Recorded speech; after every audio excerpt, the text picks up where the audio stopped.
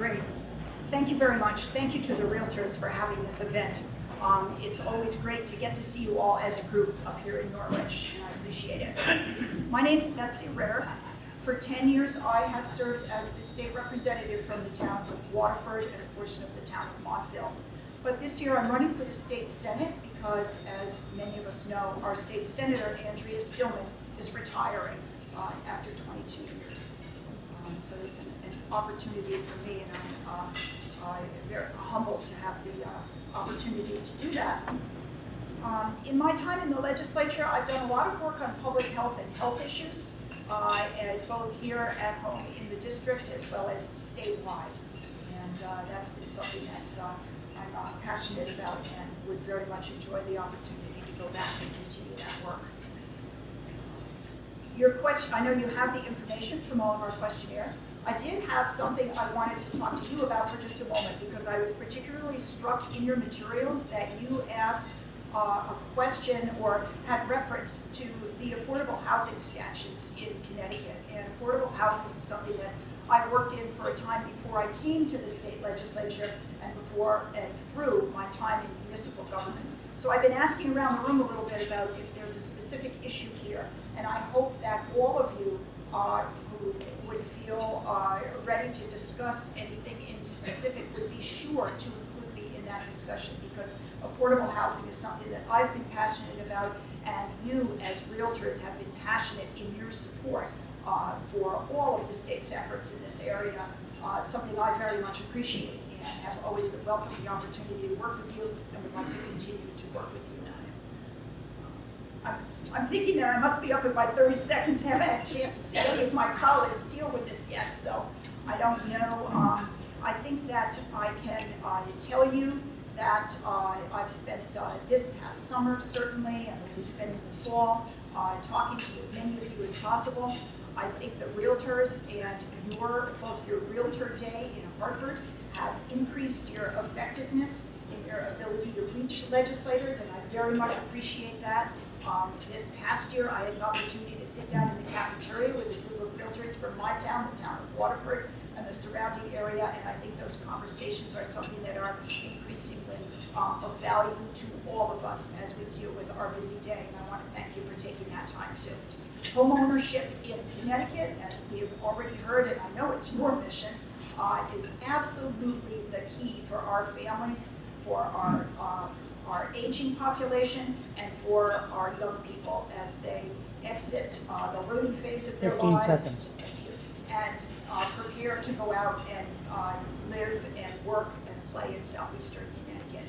Your work on home ownership is certainly important to me, and I always welcome the opportunity to hear from you.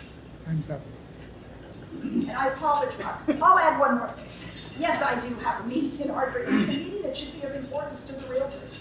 I'm working with the Department of Public Health in a quarrel that seems to exist with the town of Waterford and the city of New London over our water supply and exactly how we administer everything through the complex regulations that are needed there. So I need to get to this, but I will tell you that it is something that will, if not resolved, be of profound interest to us in our communities of Waterford and New London. Thank you. Okay, you see the question up here. Don't start that clock now. So I have a question about the conveyance tax.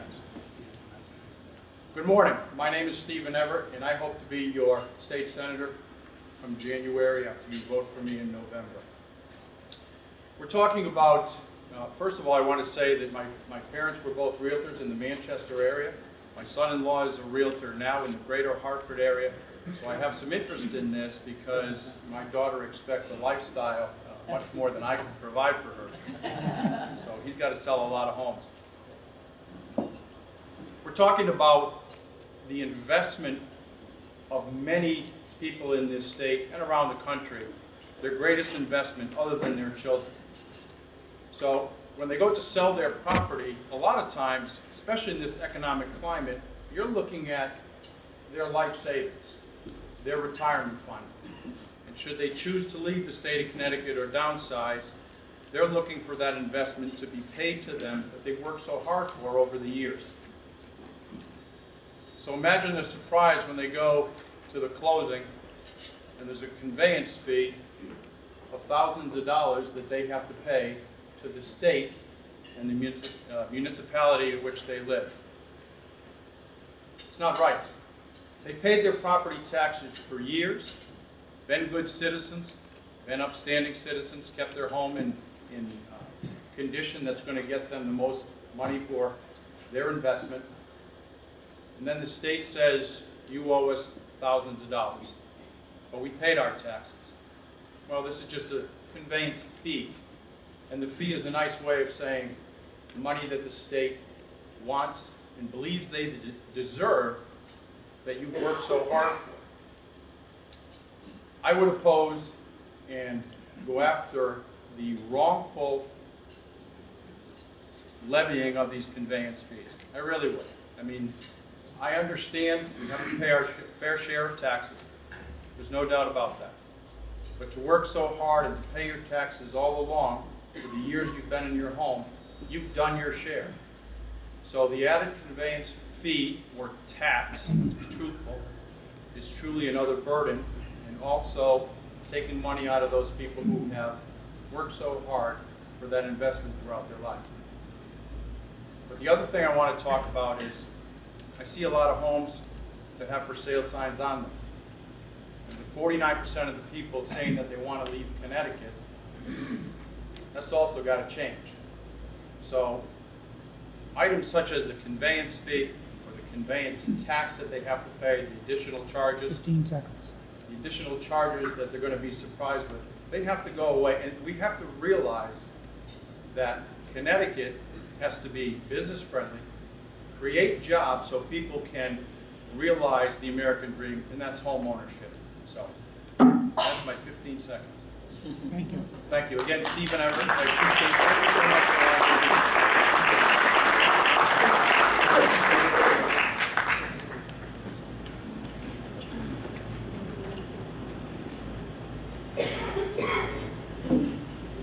Next candidate is from the 19th Senatorial District as well, and it's Catherine Boston.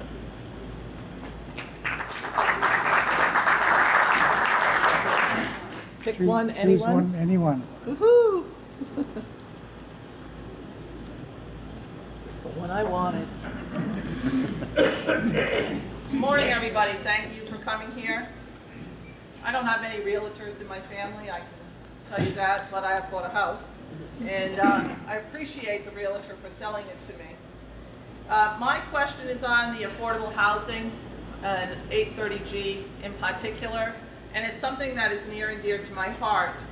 I am the senator from the 19th district. I am the chair of the Planning and Development Committee, which deals in part and would hear in part concerns about 830G, and have had conversations with both sides of the aisle on 830G and the affordable housing statute. And I took some time over the last couple of days to review your website. And your website talks about affordable housing and what does it mean to all of us that sit here today. And it talks about the fact that there are many myths out there about affordable housing. That it would lower property taxes is a myth, actually not true. That the housing and the people in affordable housing would not fit in. Many of you know who buys affordable housing.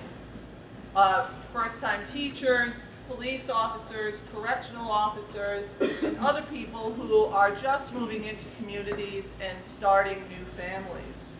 I know that I like having new families move into homes because they are the next generation that will run that municipality.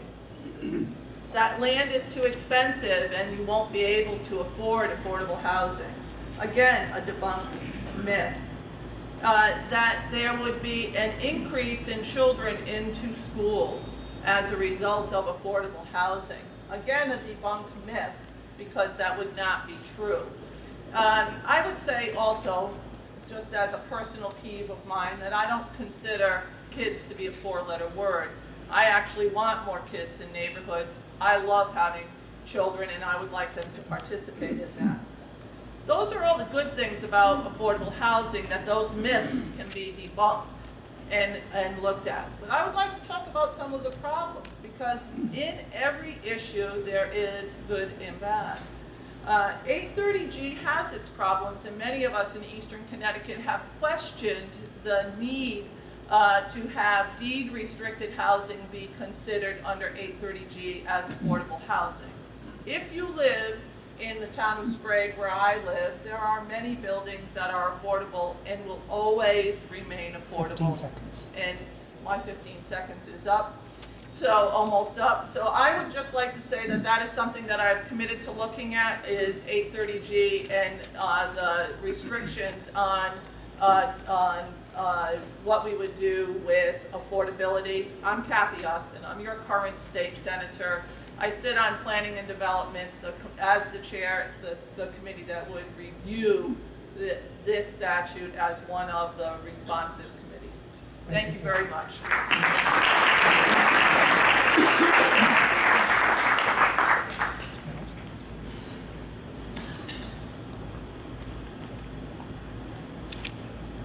Okay, I'd like to take just a moment and introduce the Connecticut Realtor President, Deb Chamberlain.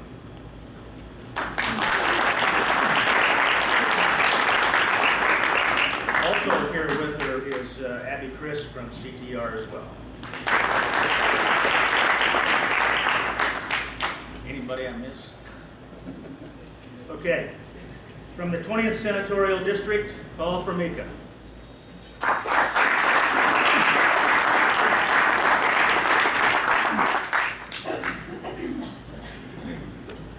Pick one of these. Pick one of these. Yep. You have to answer that. It's part of your Okay. 3 minutes. Okay. Okay? Yep. Thank you. Good morning. Good morning. How's everybody today? I think we ought to, while we're here gathering as legislators or potential legislators or elected officials, just take a moment to send a silent get well card to Senator Maynard, because we all are doing this for the greater good. So not an endorsement, but nobody deserves that. Background for me, I'm Paul Formica. I am the current first selectman of the town of East Lyme in my 4th term. I have served 8 years there as on the zoning commission, including 2 as chair and 8 on the board of finance. I have also served as the chairman of the Council of Governments, which is 21 towns that get together in southeastern Connecticut to talk and think regionally about transportation and local issues.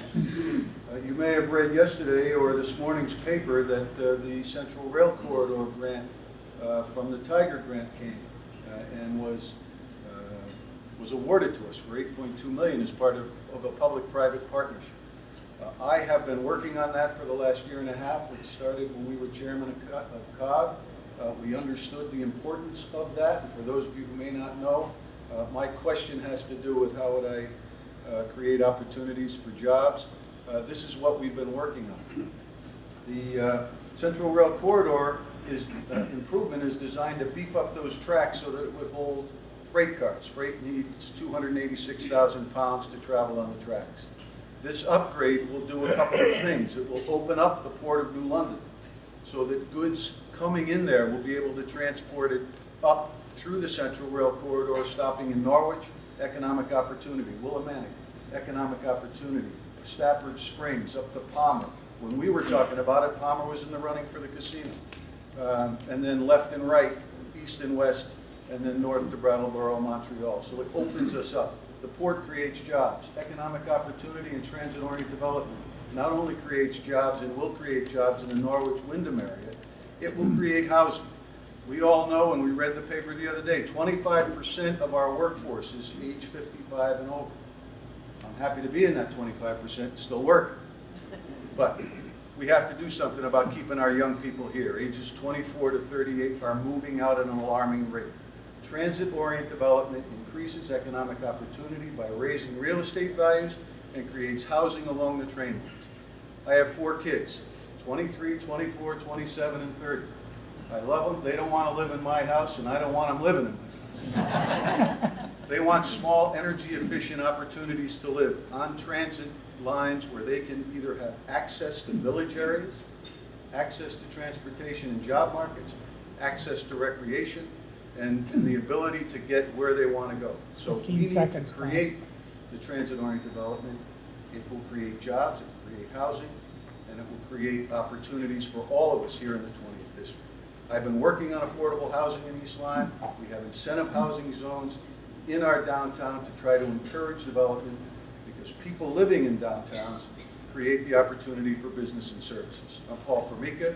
I hope you consider me when the bell rings. Thank you.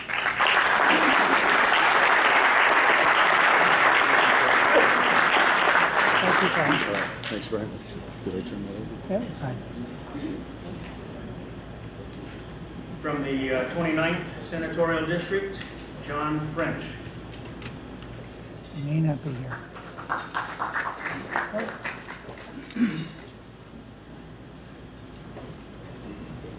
Okay, then, let's have May Flexer.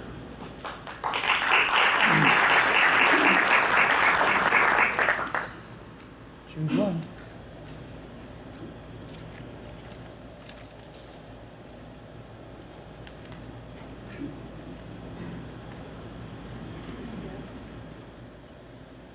Good morning. My name is May Flexer. I'm currently a state representative serving the 44th District, and I'm running for the State Senate to serve the 29th District, which includes the towns of Brooklyn, Canterbury, Killingley, Putnam, Thompson, Scotland, Wyndham, and Mansfield. I'm really honored to be here with you this morning. I want to thank you for always having this forum for you to address your concerns with us, and for being such an active group. You know, in the 6 years I've served in the legislature, sometimes you don't hear from folks on a lot of issues, and you guys are a consistent voice at the Capitol, and so your voices are always heard, and I'm really appreciative for your advocacy.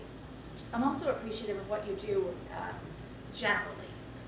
Home ownership was the greatest individual achievement for my parents. My parents owned their first home at 46 years old, and I vividly remember the day. I was 13, and I remember the day they finally got to own their own home, and my dad hugging the tree that was his, and how much that meant to him. And he continued to hug that tree. And he, the question that I've got is about local property taxes. And I think about local property taxes in a number of different ways. And I remember how proud my father was to pay his local property taxes every quarter. Now, my father, to be honest with you, I'm a Democrat, my father's a Republican, but he was so excited to pay those taxes, to finally have that piece of the American dream and be able to pay those taxes. But we all know how difficult it can be for folks to be able to afford their property taxes. We are constantly seeing battles in our communities between property taxpayers and those who are advocating for various services in our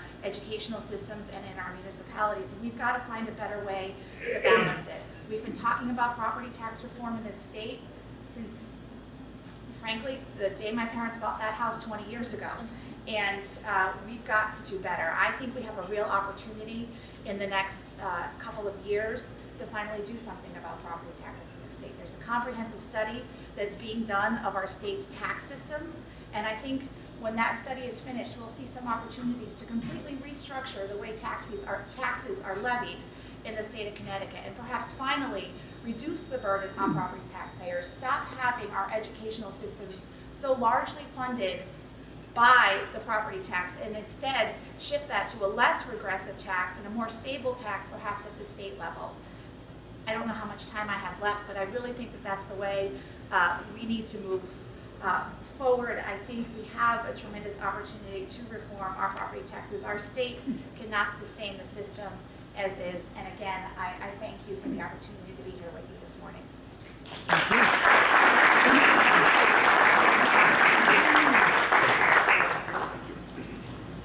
Time to spare. Oh, okay. At 10 seconds. Okay. Okay, we're going to go into the assembly districts now. From the 37th Assembly District, Ed Dutilla.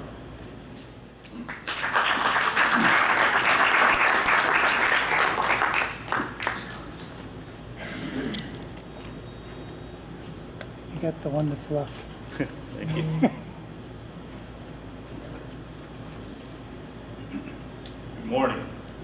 The first question is, do I get the 10 seconds that May left on the table? It's all right, I'll make do. I'm Ed Jutila, and I represent the 37th District, which includes Salem and East Lyme. And I've represented the district for 5 terms, and would like to go back for a 6th. And I currently serve on the Transportation and Public Safety Committees, and I also chair the Government Administration and Elections Committee. My question is to talk to you about my legislative priorities and why they're my priorities. And I think I can do that in a way that relates to the interests of the real estate industry. In the real estate industry, and particularly in affordable housing, the keys really are supply and affordability. And in order to have supply, we need to have builders and investors who want to create more housing. In order for them to take the risks and go forward and do that, they need to know that there are viable buyers out there. So that's where affordability really comes in. Now, we can do some things in the legislature to help with affordability. And one of the great programs we've done recently is the Learn Here and Live Here program, which encourages our graduates to stay here by giving them some incentives to jumpstart their savings for their first home ownership.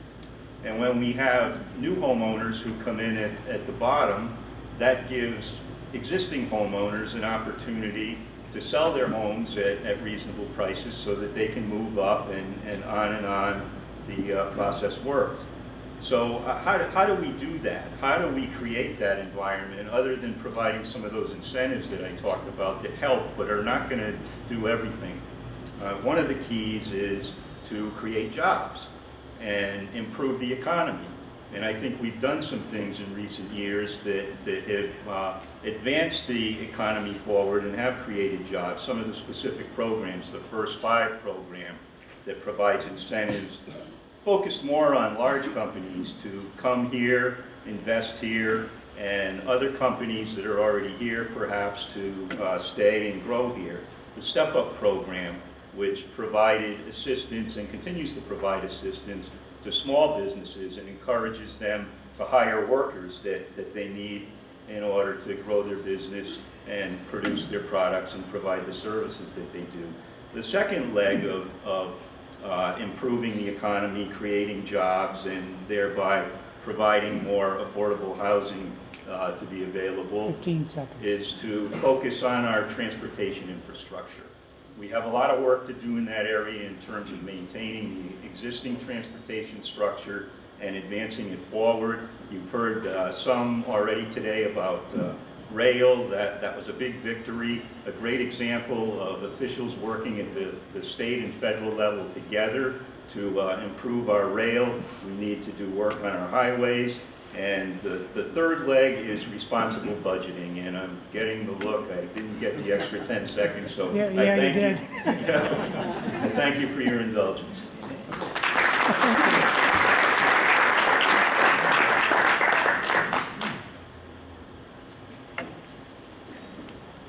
Okay, from the 38th Assembly District, Kathleen McCarty.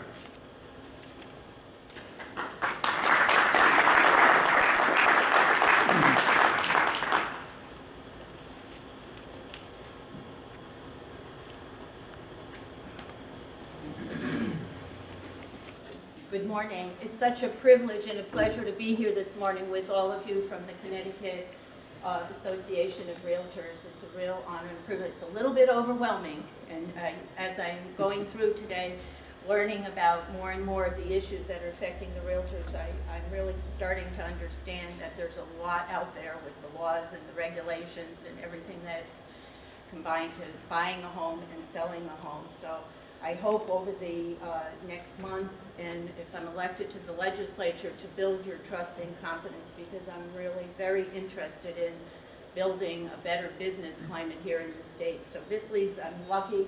The question that I received was to talk to you a little bit about my background and my legislative priorities. So with that, I'll tell you that I am the chairman of the Board of Education in Waterford, so education is really my background and expertise. I do believe, however, that an educated workforce in Connecticut will help the business climate, which ultimately will translate to helping the housing industry, so we'll be able to buy and sell more houses and raise families in Connecticut and have a healthy lifestyle and improve the quality of life with an educated workforce. So that's my background in education, 17 years as the chairman of the Board of Ed. I take great pride in saying that we dropped the political label at the door on our team. We work together, and I think this is very important, not only on the municipal level, but on the state level. When we work in a bipartisan effort, including our independents and Democrats, we get things done. I'm proud to say in Waterford, we have all brand new schools. We're the lowest tax increase on our school budget at 0.55% in Connecticut. We have geothermal schools, and it's just a great community. I'm interested in learning more about Montville and doing some good work there. So together, I think we can accomplish great things for this wonderful state of Connecticut. The business climate, improving it, is one of the major reasons I got involved in this legislative race. We want Connecticut to prosper. Too many taxes, 370-something additional taxes that are put on every part of our existence in Connecticut, from businesses, real estate, throughout. So part of my job would be to help streamline government. I did read your public policy statement, and I concur wholeheartedly that we need to streamline government, efficiencies, streamline with priorities, but have the state government be needs-based so we can all work together. Sorry, I didn't get to the other prayers, I'll go quickly. The other areas that I'm interested in naturally are education, the economy, and some of the very pressing health issues that are facing the state of Connecticut. Very interested in working to improve mental health services. We're beginning in the schools with more training for our teachers in that area. So hopefully working together with the economy, education, and the health issues, we can improve the whole entire climate of Connecticut. And hopefully that will translate to helping the housing industry as well. So I'm sorry I kind of rambled a little bit with you, but I thank you for this opportunity to be here this morning, and I wish you all the very best. Thank you.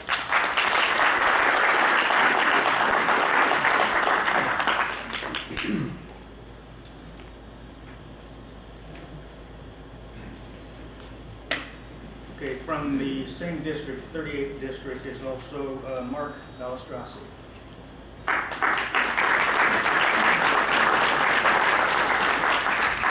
Anyone?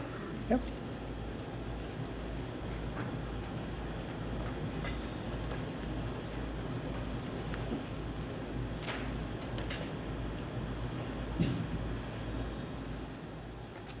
Good morning. My name is Mark Balistrassi. I am from the town of Waterford. This is my first state campaign, so I wanted to take a minute to introduce myself to you so you get to know me before I get into my subject. I'm 39 years old. I'm married. Me and my wife have been together about 22 years, high school sweethearts. I have two daughters. One is now a freshman at Eastern Connecticut State University. The other one is a sophomore at Waterford High School. In 2001, I got hired by the Waterford Police Department. I'm currently a sergeant. I primarily work third shift, which enables me to get involved politically. I've done 8 years in the Connecticut Army National Guard, where I served as unit armor for the 1109th Avgrad unit down in Groton Airport. I also did about 6 years in commercial construction. And as far as politically, I'm on my second term currently on Waterford RTM. I am chairman of the Public Safety Committee, as well as serving on the Public Health and Recreation Committee. That's a little bit about me. I have an unfair disadvantage today because not only am I standing before you, but my mother's in the crowd. So it puts a little more pressure on me. I come from a family of real estate. My mother, Joyce Balistrassi, was here. Has been in real estate for many years. My sister is a real estate broker, Melissa Jean Grasso. She's also here. And my aunt, Joyce Page, is also a real estate agent. So I say many years because I didn't want to age them in front of their colleagues, but they've been doing it for quite some time. So I am familiar. I own my own home. I've been through the process of buying a home and selling a home, and I know how overwhelming it can be. Between all the papers you got to sign, no offense, where's Dave? I know he's here. Sign here, sign here, sign here. It's overwhelming. And so as far as the forms, the conveyance taxes, everything about it, to someone just getting into it can be overwhelming and kind of turn you away from it. And so some of these issues that you guys have brought up and on your website are extremely important moving forward. My question was on affordable housing. I didn't know much about it until a few weeks ago. I really dug into it. I know that the developers can increase the size of the density by 30% as long as they set aside a certain amount as considered affordable. I know in my town of Waterford, that could be a concern to some. But I think as long as we work together with those who are concerned about it, with the local politicians, with the state politicians, we can work it out, come to an agreement, get that affordable housing into all areas. It's very important that we have affordable housing, give those opportunities to everyone who needs them. Home ownership, although at times I feel it's overrated because of everything that needs to be fixed, it is very important, and it gives you a sense of your community. So I do support all efforts to continue affordable housing 15 in Waterford seconds. and in portions of Montville that I would be lucky enough to cover. The burden of proof falling on the town, should it reach the appeals part, I agree with that. A lot of towns may not want the affordable housing in their town for whatever myths that was spoken about earlier, but we need to have that process. I believe the process that's currently in place does work. So I'll wrap up. I know I'm out of time. But I do support affordable housing. I hope they gave you a little bit of information about me. I'm much better in small groups, so if you want to ask me a specific question, not at the podium, please feel free to come up. Thank you.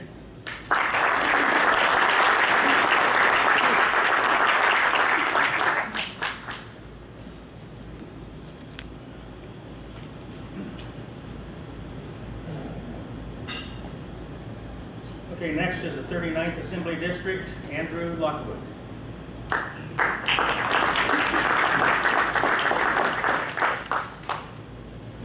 Oh boy, okay.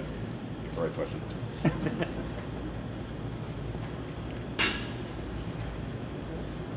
Locked out, got the right question.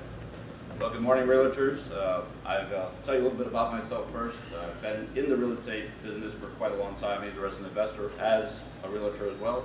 I used to be part of Eastern Connecticut Realty Association before I moved on to Hartford. The last couple of years, unfortunately, I had to have back fusion, so I've been a little inactive in the real estate market. However, people are fleeing our state. I was hearing from so many realtors this morning. Big businesses are also leaving the state as of yesterday. Some businesses have made the announcement. And we have to do a better job about keeping our people here. It's great news from Paul Formica today that the train thing's going to happen in New London. I've been advocating for New London for years. We need that port open to create sustainable and quality jobs. First, I have a challenge for all of you today. I want realtors to come to New London and fill those empty stores and develop Fort Trumbull. There's commissions for you there, and when I get elected, I'm going to be calling on you first to come to London and help us out. Realtors create and facilitate the greatest dream in America, and that is home ownership. We're losing our American dreams today, and they have to be reinstalled and reinvented. Home ownership is the most important and valuable thing that young people can get today, and they're seeing that dream fade away by losing their jobs and the extremely high burden on taxes here in Connecticut, and that has to stop this election process. Every year we hear they're going to lower taxes. Our mayor in New London wants 38.5 mils. So I've been working with a lot group in New London to stop that, because once that happens, people are going to be fleeing to London even more. They can't sell their houses now, and they certainly aren't going to be able to do that if that happens. So my question was, how do you improve the business climate and job opportunities in Connecticut? Excuse me. The first thing is we have to become more business friendly. Zoning offices in certain towns aren't that business friendly, and they put burdens on people coming to open their businesses. We have to be a champion for small businesses which create jobs. Those jobs, sustainable jobs, keep the real estate market flowing. It gives people the opportunity to buy houses. If there's not quality jobs, people can't buy houses because they don't qualify.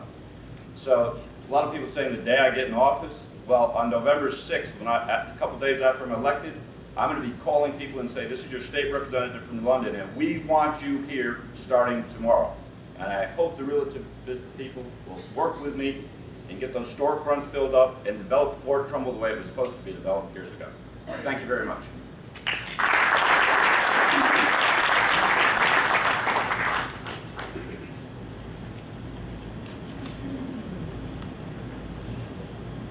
Okay, from the 40th Assembly District, John Scott.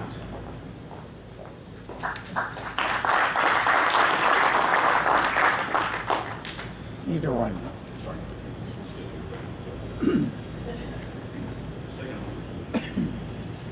Good morning, everyone. My name is John Scott. I own the Bailey Agency's insurance in Groton. So like you, being on the forefront of selling and inspecting and so forth of homes, I'm on the forefront of trying to insure them. So I know what you're all dealing with trying to keep up with this real estate market. I have been involved in local politics in the town of Groton for a lot of years. I've served on the RTM, the town council, zoning commission, various boards and commissions. So I'm not used to this type of foray. I've been used to more of a local political thing. So I feel very strongly about giving back to the community. I think that's an important thing to do as a small business owner, and so that's one of the reasons why I'm here. So I grew up in Gales Ferry. I'm a local kid. I actually grew up in my district. I graduated from Ledyard High School. I moved to Groton in 1994.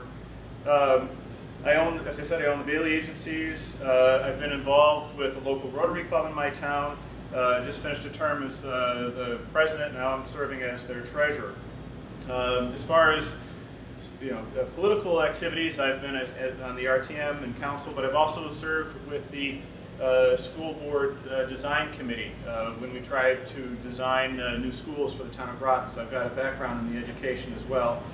And my big push in this last RTM term is economic development. I've been instrumental in the creation of a task force to create an economic development corporation in the town of Groton, which I think is very important. Groton has really suffered some hard knocks over the last few years. We've lost a great deal of jobs from Pfizer. We've lost a great deal of jobs from Electric Boat, taking them across the river to New London. So I think it's very important economically that we look for ways to fill those empty office buildings or replace those empty office buildings and bring jobs and vibrancy to our community. Why am I running? As you all know, as small business owners, it's very hard. It's very expensive to run businesses. The taxes are high. Fees under licenses. I have insurance licenses. All those fees doubled. Your licensing fees, I'm sure, double as well, just adding to the expense of operating here in Connecticut. And I think that was the wrong move for the state to take. Economic development, we need to create vibrant communities to keep people here. People have talked about the 49% of people that would want to leave the state if they were given the opportunity. The stories that were in both the Day and the Current months ago. They aren't going to cheaper places to live. They're going to more exciting places to live. Places with museums and restaurants and bar scenes and things to do.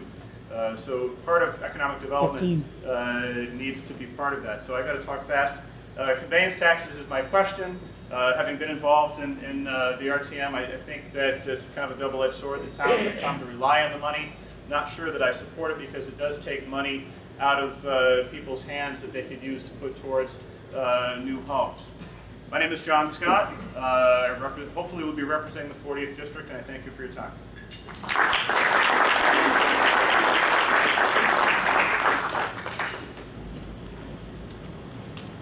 John.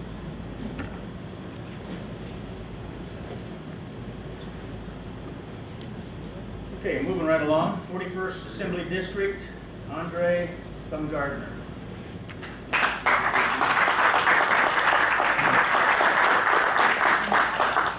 You didn't have a choice.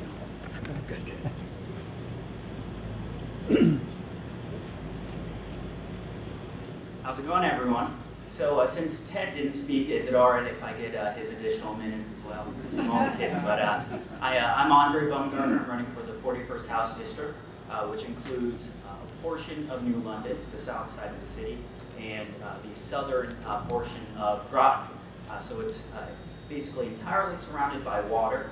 I'm sure a lot of you folks have tried to sell homes in that area, but it's expensive. And the problem is right now here in Connecticut, people would certainly love to live by the water in really nice homes, but there aren't any jobs. In southeastern Connecticut, we've seen a net loss of 2,400 jobs in the last year. And I wouldn't say the state has taken many steps to really alleviate the burden on small businesses. to level the playing field for small businesses with really large corporations, which have in the last few years have seen significant increases in really subsidies and tailor-made tax credits. And that doesn't necessarily trickle down to you guys. And I think we need to do a lot more to reinvest in our own people, in our own workforce, because you're here to stay. You're here to sell people homes, to invest in our own communities. You're not leaving. And so we should do everything in our power to make sure you stay. Now, I have a great question. Property taxes and what it means to have comprehensive property tax relief. Now, Groton and New London are very different than many of the House districts in southeastern Connecticut. They're by and large more urban populations. And as a result of that, most of those municipalities have much larger budgets based on it because of education and just municipal services. So I think in moving forward, we really need to look at more innovative solutions as to how we can make our towns and really cities more affordable. For example, the property tax is very regressive. Why is it that if an individual who buys their own home has to see a property tax increase if they invest in it? They need to, in areas where there's significant, much larger percentage of houses that are dense, we need to make sure that if a developer, say Tony Silvestri, who's developed the Harbor Towers and restoring historic homes in downtown New London, tell those individuals they can do it, and we won't be, as the state of Connecticut, we will not be a burden to your investment. Do what you want to do best, which is create more housing stock. There's clearly a demand for it because there's a waiting list for that kind of housing. So we really need to get a hold of that. We need to make sure that it's affordable, but that if that kind of housing is affordable, that the state doesn't necessarily have to kick in these subsidies. I think we've been having the wrong conversation for a very long time, where we feel like the state needs to actually be the individuals who really facilitate that kind of development. And it's the free market, it's the private sector, it's the people. So keep doing what you're doing. I'm going to work hard for you up in Hartford. I'm Andre Baumgartner. This is the first time I'm running. I work on campaigns, and it would be an honor to be your representative. So thank you.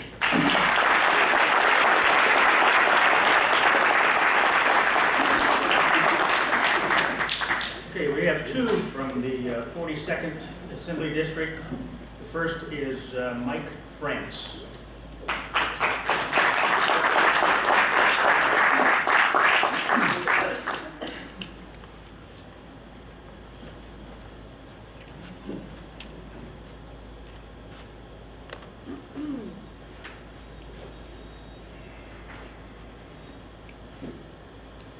Good morning.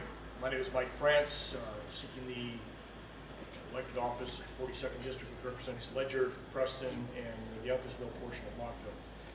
Currently, I serve for the last 3 years as town councilor in town of Ledyard. I was also chair of the finance committee. So I've been involved in local budgeting and making sure that we have balanced budgets, which is something that we struggle with at the state level, where we seem to increase our budgets each year, which drives the need for revenue, drives the need for taxes, but don't seem to balance out. So we end up borrowing, which increases the burden on the individual in the state. We've heard people talk about the people who want to leave this state, and it's driven primarily by that cost. My tax question is related to the conveyance tax and real estate. I think that the conveyance tax is a regressive tax. It doesn't even take into account, like most capital gains taxes are driven by what profit you've made on the house, what the gain you have on the house. Unfortunately, this is based on the sale price of the house. So even if you take a loss, it's now more money out of the pocket of the individual. And as we know, many of our houses are still underwater given the decrease in property values over the last 6 to 8 years. So what we're seeing is many people trying to sell their house. In fact, I've talked to many residents in the district that as soon as their children graduate from high school in the next 2 to 3 years, they're leaving the district. We can't afford to stay any longer. And they don't care if they take a loss on the house. So the conveyance tax is just one more shot in the arm of money that comes out of their pocket as they're leaving the state. What we need to do is turn the state around, make it more business friendly. People have talked about the need for jobs, which support the American dream of home ownership. The conveyance tax, along with many other small taxes and fees, talked about the doubling of the licensing. It's not just in real estate, it's also professionals, the plumbers, the electricians. We also saw increases in the cost of hunting permits. I've had a family in Preston that used used to get a hunting permit for both he and his wife. Now they can only afford one. So what does that mean? Well, it means that they have less food they can bring into their household by their own means. We need to have a look at all the taxes and a lot of these fees that are hidden. A gentleman in my district talked to me about probate cost. 5 years ago when his father passed away, it was cost $20. Now it costs $200. Why is that? Well, it's not because the process requires more money to take it. It's because the state demands more money out of our pockets. And that's driven by an increasing state budget that needs to stop. We are paying too much to live in this state. And we're seeing the cost of that being our retirees leaving and our young people who graduated from college no longer being able to find jobs in Allsville. Once again, my name is Mike France. I'm seeking the elected office of Assembly District and 42nd District representing Ledyard, Preston, and Monmouth. Thank you very much.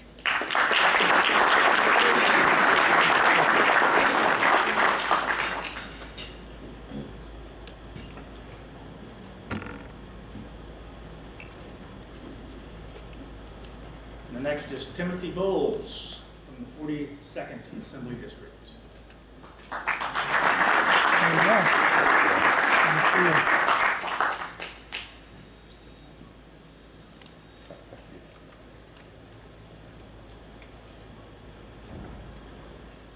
Good morning, everybody.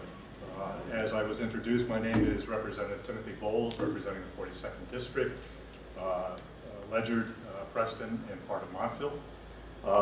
My previous experience has been as a member of the Board of Selectmen in the town of Preston. I served a couple of terms there. I've also served on the Planning and Zoning Commission in Preston as well.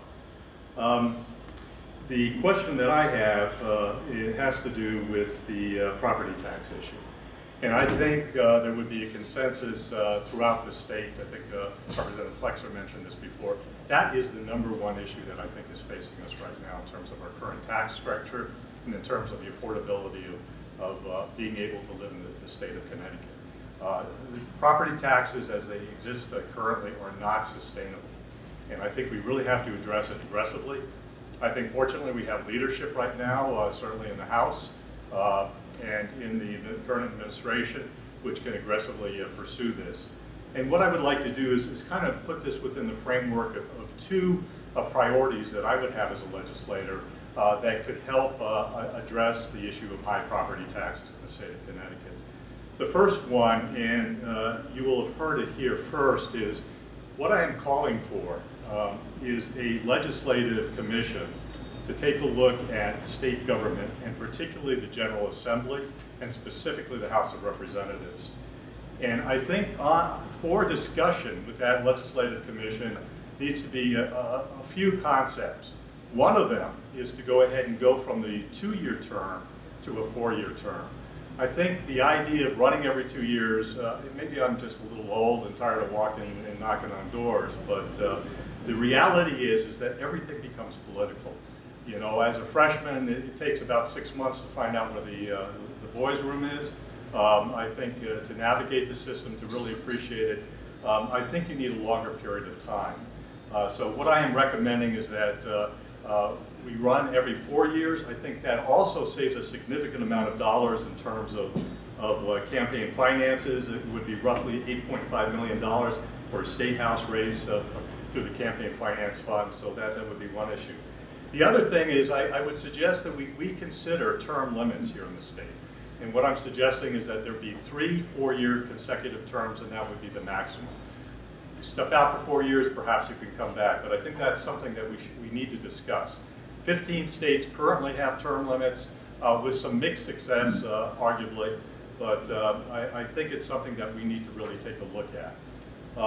Politics should not be a career, okay? The last thing I want to say is that I think we can reduce the General Assembly, the House of Representatives, from 151 to 108 by having 3 state representatives to every state Senate district. So these are major reforms. I think we need to set an example to go ahead and really streamline the way we do business as state representatives up in Hartford. Thank you very much.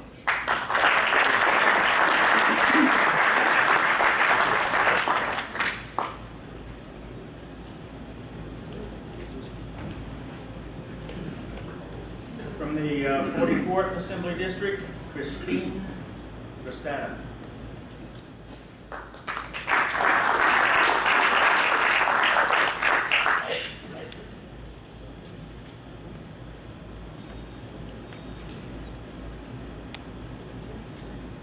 Hi, I'm Christine Rosati. I'm running for the 44th House District. This is my first political campaign. 44th represents a portion of Killingley and a portion of Plainfield. And I'd like to start with a little bit of background about myself. I originally came here from Massachusetts. I live in Killingley. I chose to purchase my first home there. I had a variety of places where I could choose to purchase a home, but based on the quality of life that Killingley had to offer, that's where I chose to buy my first home and raise my family. I'm very fortunate that shortly after arriving in Killingley, I was able to attend our local community college to take the Real Estate Principles and Practices course and get my license as a Connecticut Realtor.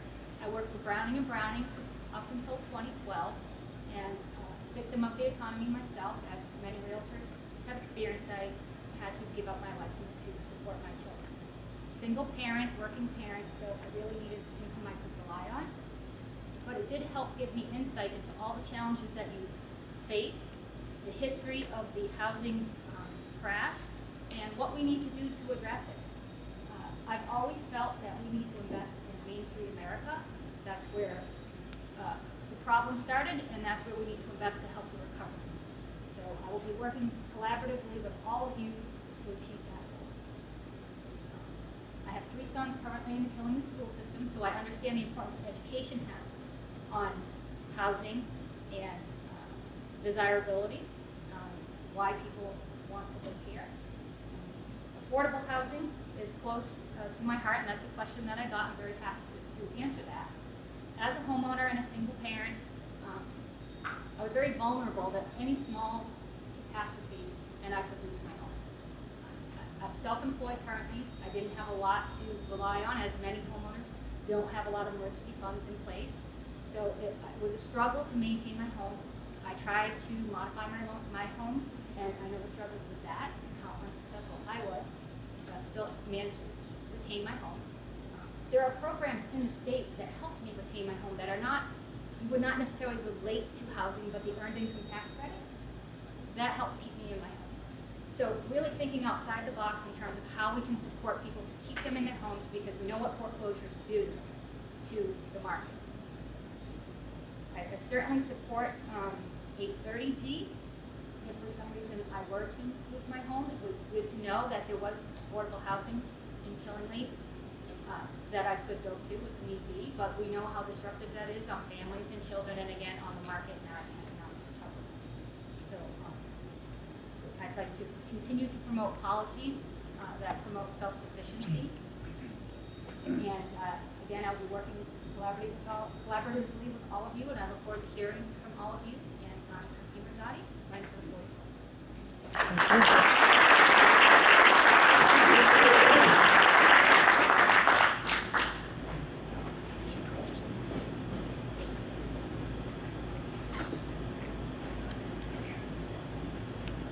Okay, next is from the 45th Assembly District, Stuart Norman.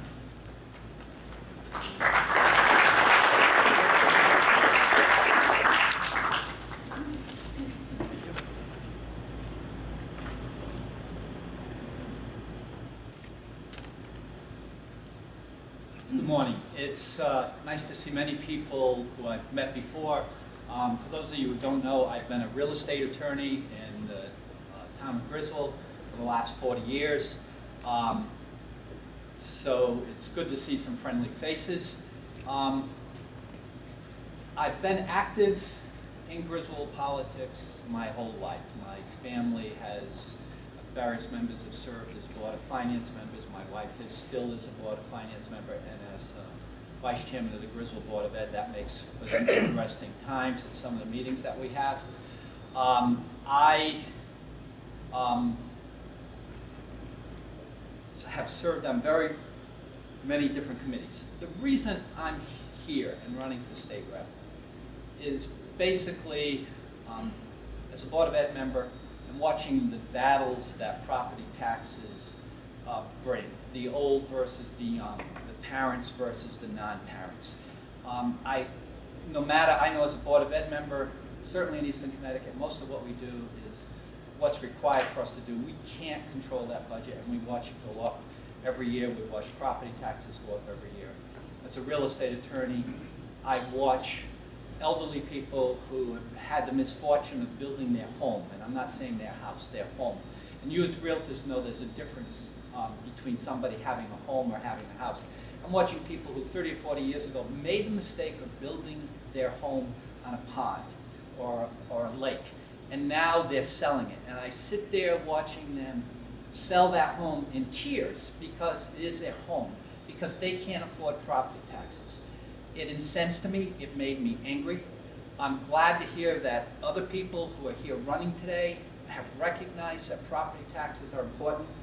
I will get to my question, but I encourage all of you, please, no matter who you're talking to, if they're running for a state office, please ask them, what are you going to do about my property taxes? Because part of what Hartford likes to talk about is we won't raise your taxes, so your income taxes or other taxes don't go up. If they don't raise them, there's less money that goes to the town. So on the other hand, part of this magic trick that takes place is that your property taxes go up. It cannot continue. In case you can't tell, I feel very strongly about it.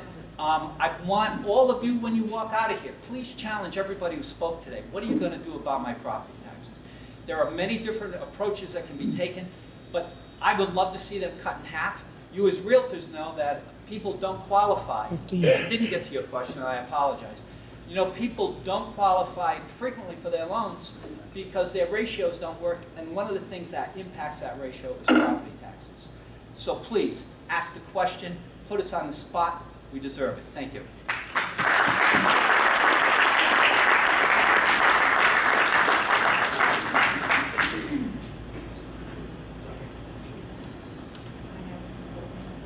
Okay, now to the 47th Assembly District. Doug Dubritsky.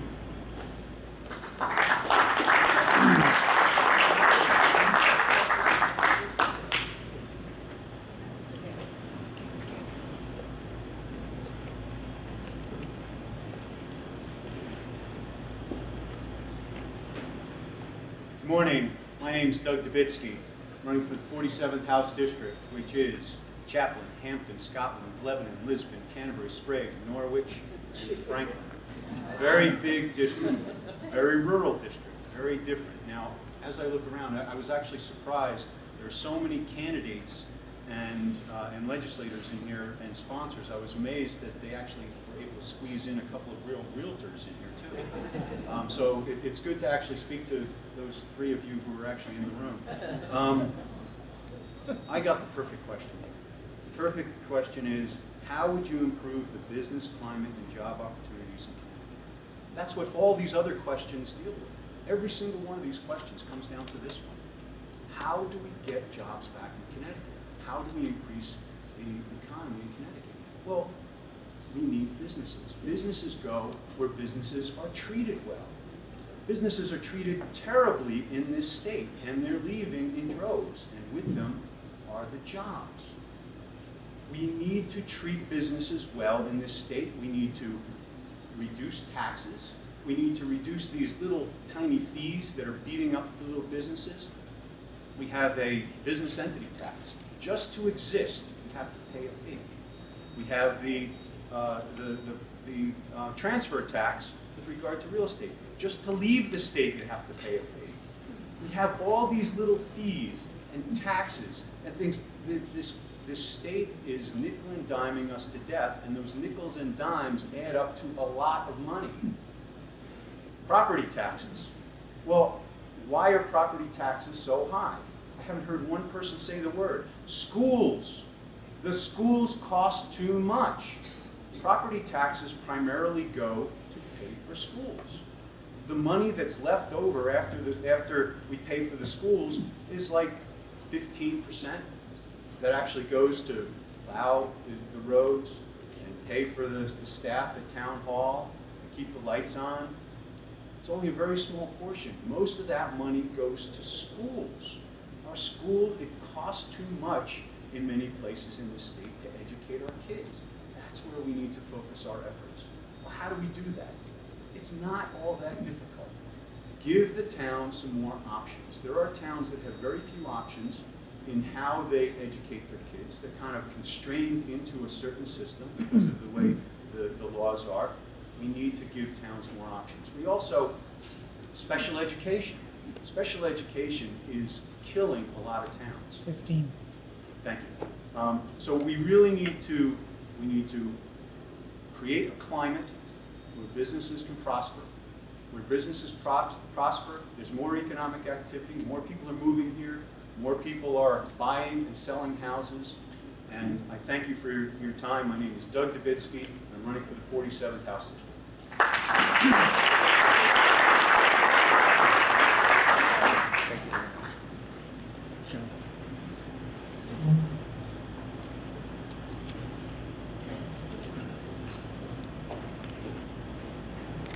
And also from the 47th District is Brian Sear. Take your pick.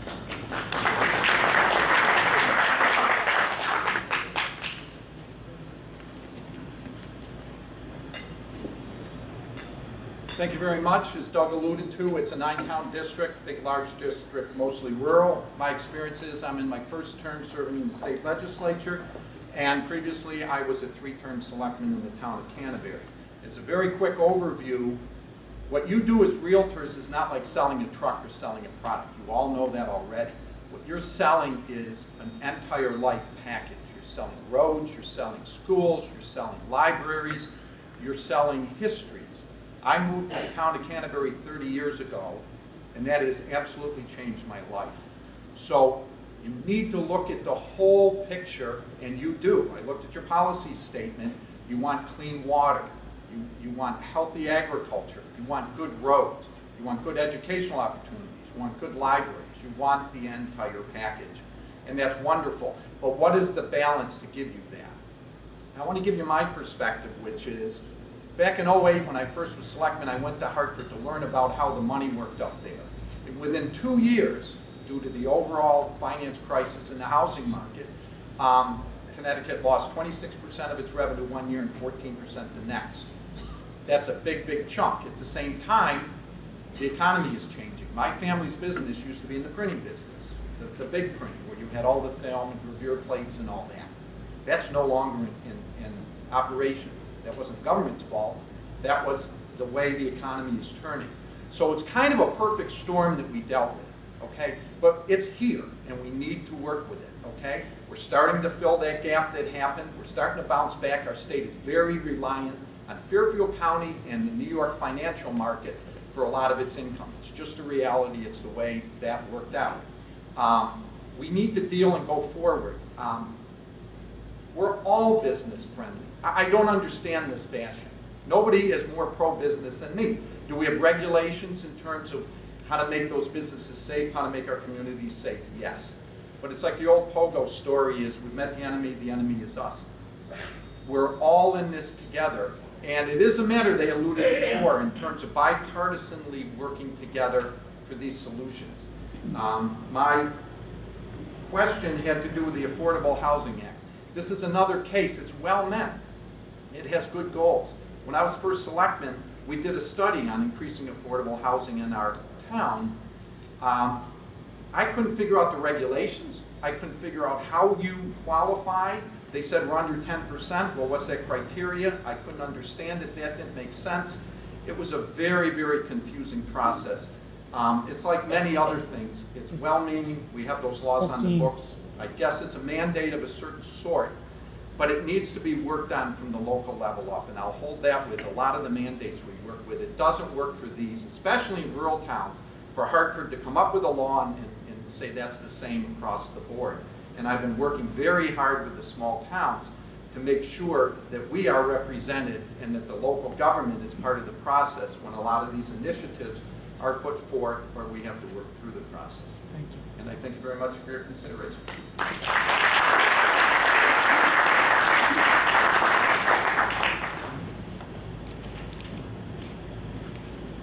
Got one already. That's good. From From the 50th District, welcome Mike Alberts. Good morning, everyone. I'm Representative Mike Alberts. I represent the 5 towns of Brooklyn, Eastford, Pomfret, Union, and Woodstock. I'm in my 5th term as a state legislator, and I am unopposed. So my job right now is to get my mom to vote for me. And if she does, I'm in. She is unaffiliated. She never gives me a hint until the very day that she votes. My question is, what are my legislative priorities, and why are they your priorities if I'm to get elected? They've been my priorities ever since I've been elected. And I previously served on the Board of Finance in Woodstock. I've served as the selectman in the town of Woodstock. It's to improve the business climate of the state of Connecticut. Yes, taxes are high. Yes, we do things differently in Connecticut. If you were coming to Connecticut right now, if you were discovering Connecticut, you would never invent a system as Byzantine as the one we have with 169 different fiefdoms. It's a bizarre system, and it's one that really hobbles us. So as a legislator, what I look to do, and I look on both sides of the aisle, Republican and Democrat. Of course, I think that the Republican ones are a little bit better. I look to find ways that we can actually create opportunities for municipalities to work together on a regional basis for incentives. Things such as high school choice, to me, are great. We should have the opportunity to have our kids go to high schools which have the size and magnitude and bulk so that they can actually have great programs. Schools like NFA, Woodstock Academy, those present opportunities for our kids. I am opposed to small school systems, but I'm not opposed to the towns deciding to go that route if they want to. They just need to understand that they're going to have to pay for it. The state just doesn't have the money it once had. And one of the other things that I think is extremely critical for us as a state is that we need to recognize that we can't be all things to all people. We have to change the business environment. We have to create a system where small business owners, folks like the people that are in this room, can understand what is going to be expected of them in the future. What are the expectations for businesses in terms of taxes? What we as legislators often do is we change the rules as we go through. We make it different, and that's very difficult for businesses. Again, I'm Mike Alberts. I'm running for state representative. I hope I got my mom's support. I do sit on the Insurance and Real Estate Committee. I'm ranking member of the Banks Committee, and I sit on Higher Education. I'm always open to meeting with any realtors, and I do have a realtor who's a sister. Thank you.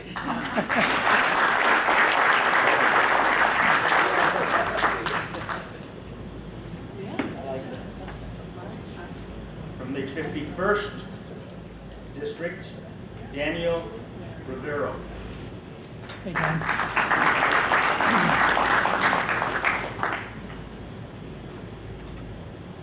You know, I'm almost last, so I'm not quite, so I can't say you saved the best for last. But you probably saved the oldest, because I just celebrated my 56th anniversary.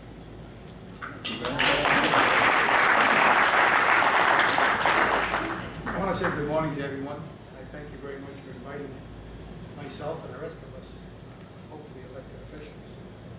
My name is Daniel Rivero. I represent Killingley, Putnam, and Thompson. I was mayor of Putnam for 14 years, and I've been in politics since I was probably 22 years old. But I have to agree with Representative Bowles. If we really want to save money in the state of Connecticut and not hurt anybody and not take anything away from anybody else, talk about term limits. Talk about cutting down on the number of representatives. And you're going to save a lot of money and get the same representation. I have to say this about real estate agents. I love all of you. And I think I said this before, because you've all made a lot of money for me, and I really appreciate it. You know, my biggest thing, going back to Hartford again, is going to be to create jobs. We've read this, we've read it over and over again. Creating jobs, because let's face it, without a job, we don't care whether it's 1% down or no down payment.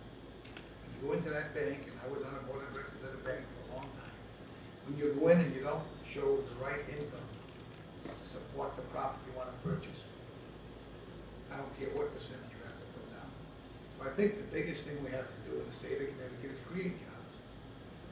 We have to create jobs by making it easier for businesses to stay in the state.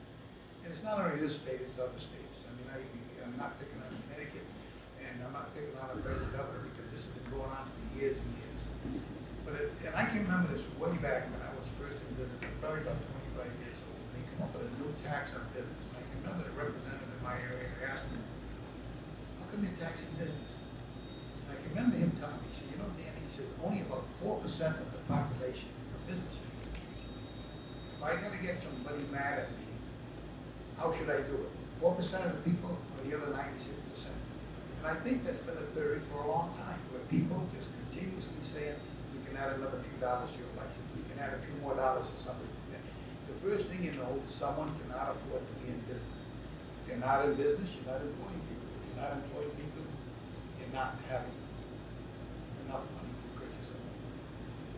You know, we all talk about the property tax. And it is a 15. problem. Property tax has always been a problem, but I'm going around, and I'm unopposed also, but I'm going around, I'm talking to people, and they all say, you gotta cut this out, you gotta cut that out, we don't want property tax. But don't cut what I'm getting. You know, and I've been retired for 20, I've been 65 for a long time. People turn around and they say, elderly people turn around and say, geez, you should be getting what you're getting, don't take what I'm getting. Folks, if we want to give all these things away, it costs dollars. What we've got to do is itemize every item in Hartford that we're spending money on and say, this one is not worth it, this one is, and do away with the ones that aren't worth it, and lower our taxes that way. Thank you very much.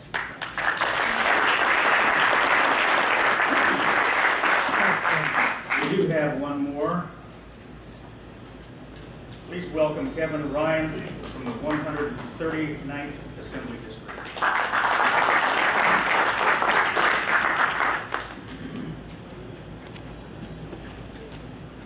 Which one do you? Which one do I like? Okay, I don't have the other one.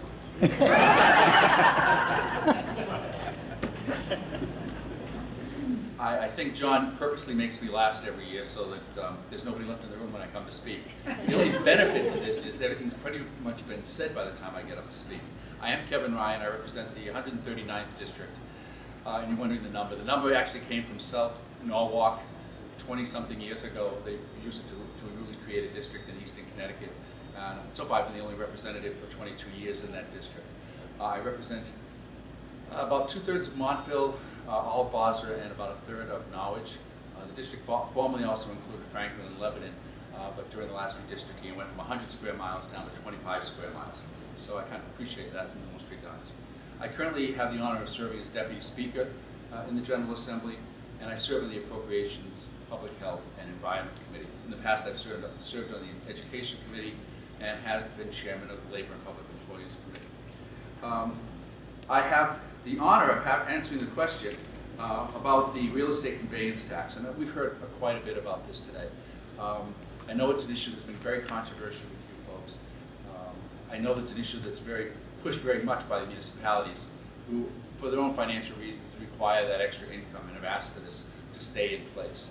But over the years, like we've already talked about today, and I think somebody's mentioned it earlier, the unfairness in some aspects, especially if you've lost money, as we've seen in the economy recently, where folks have actually lost money on their sales of their homes, and then on top of that, in addition to the money they've lost, they have to pay a conveyance tax to dispose of the property that they have to, as they want to move on in their lives. And I know that there's something that we should at least be able to do something in those cases. I know I can't really promise you that we're going to get rid of any taxes this year.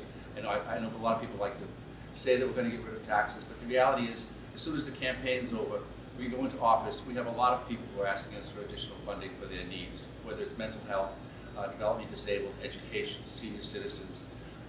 People are always looking for things that we don't seem to finance enough of. And this is going to be a particularly tough year, we're still already projecting a deficit in the upcoming budget. There are going to have to be cuts in a lot of different ways. And as Danny, I think, just talked about the fact that everybody wants people to cut the things that they don't need. Those are the things that we don't need, the things they don't need, while other services they do require. We do provide a lot of funding to municipalities in the way of steep grants, TAR money, help maintain the roads in the community. We do supply the greater part of education, so the state does do a lot in regards to helping towns keep their property taxes low.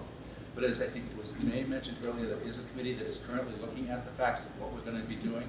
I think it's a major push in the next legislative session to look at reforming taxes across the board. Time's up. I bet you 15. never got this much exercise in years. Every day I get more. So we are going to be doing a comprehensive revamping of our tax system, hopefully to make it fair, to make it more business friendly, as people have talked about today in addition. But thank you. Once again, thank you for having me here. I appreciate